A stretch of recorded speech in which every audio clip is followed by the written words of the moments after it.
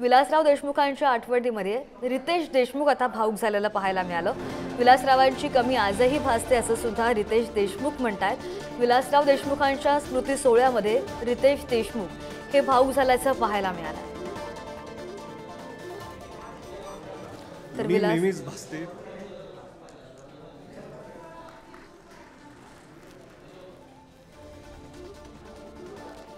आज साहेबांना जाऊन जवळपास 12 वर्ष झाली।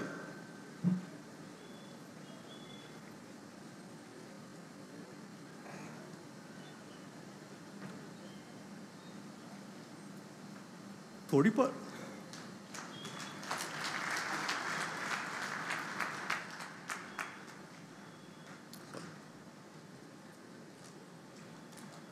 उणीव नेहमीच भासते।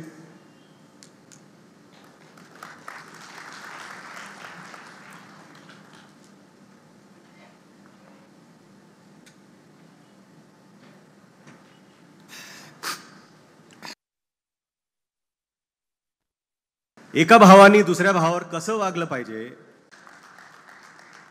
ही जी दुसरी भूमिका असते की भाऊ म्हणून, की साहेबांनी आणि दिलीपराव साहेबांनी भाऊ म्हणून एकमेकांना कसं जपलं।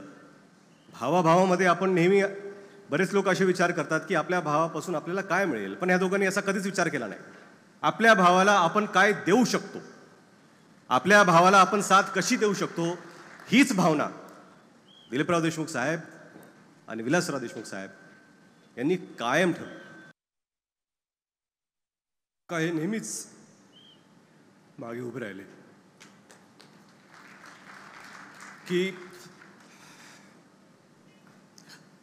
ह्याच्यासाठी उभे राहिले की आपल्या मुलाला गरज असली तरी मी आहे आणि गरज नसली तरी मी आहे। काकांना बऱ्याचशा वेळेस बोलता आलं नाही, पण आज मला वाटतं की सर्वांसमोर मी सांगतो, काका मी तुमच्यावर प्रचंड प्रचंड प्रेम करतो आणि